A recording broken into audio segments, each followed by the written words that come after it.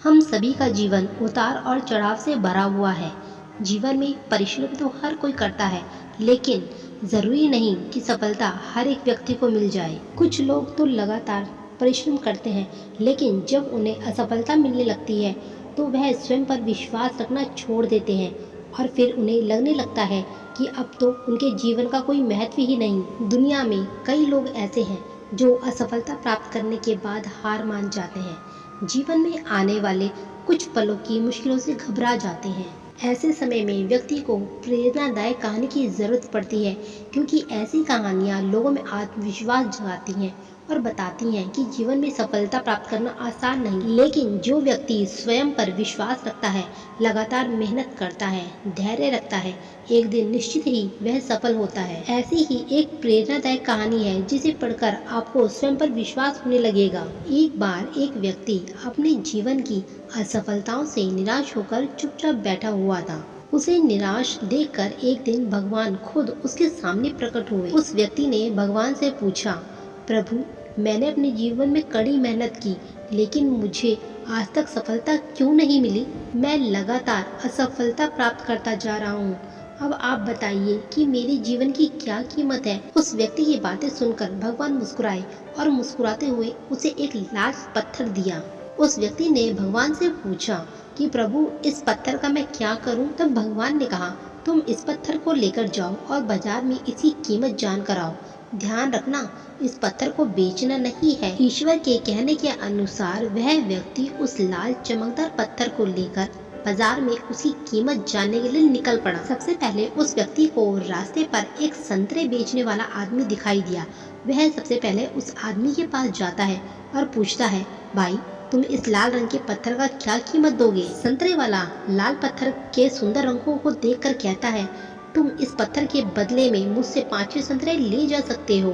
तब वह व्यक्ति ने कहा कि मुझे तो इस पत्थर को बेचना नहीं है। यह कहकर वह आगे बढ़ गया। आगे चलने पर उसे एक सब्जी वाला दिखाई दिया।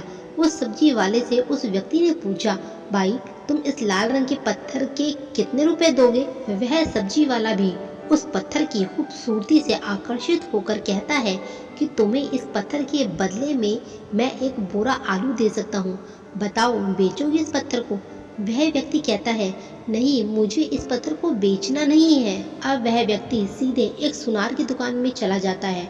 सुनार की दुकान में बहुत बेशकीमती खूबसूरत गहने पड़े हुए थे। वह व्यक्ति अब उस सुनार को पत्थर दिखाते हुए पूछता है कि इस पत्थर की कीमत आप क्या दोगे?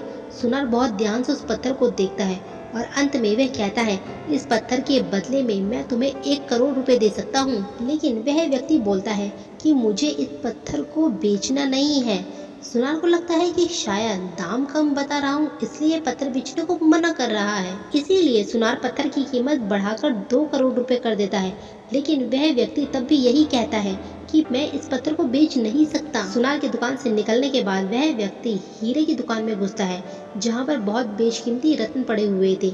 वह व्यक्ति हीरे के दुकानदार को पत्थर दिखाते हुए उसकी कीमत पूछता है। हीरे का व्यापारी भी लगभग 10 मिनट तक पत्थर को बहुत ही बारीकी से जांच करता है और अंत में वह उस पत्थर को एक मलमल के कपड़े पर रखकर उसके सामने अपना सिर टेक लेता है। फिर वह व्यक्ति पूछता है कि इसकी कीमत कितनी है? तब हीरे का व्यापारी कहता है, अरे भाई, तुम्हें ये कहाँ से मिला? यह तो दुनिया की अनमोल रत्न है, जिसे दुनिया की पूरी दौलत लगा दो तब भी खरीदा नहीं जा सकता। यह सुनकर वह व्यक्ति बहुत अचंभित हो जाता है और वह सीधा भगवान के पास आता है और सारी घटना भगवान को बताता है।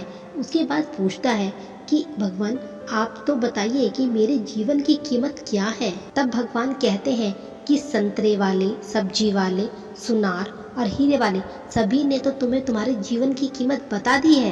तब वह व्यक्ति कहता है, प्रभु, मैं कुछ समझा नहीं। तब ईश्वर उसे विस्तार पूर्वक समझाते हुए कहते हैं कि तुम किसी के लिए पत्थर के टुकड़े के समान हो तो किसी के लिए अनमोल रत्न।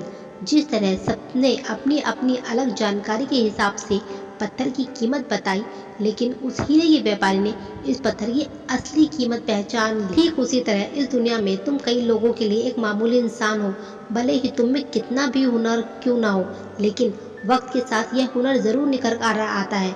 तुम्हें बस परिश्रम और धैर्य की जरूरत है। तो इस कहानी से हमें यह पता चलता है कि हर मनुष्य को खुद पर विश्वास रखना चाहिए। यदि व्यक्ति को खुद पर विश्वास नहीं तो उसके जीवन की कीमत कुछ भी नहीं, क्योंकि जिसे खुद पर विश्वास होता है और वह परिश्रम करता है तो एक दिन हीरे के व्यापारी की तरह उसकी कीमत लोगों को समझ आने लगती है।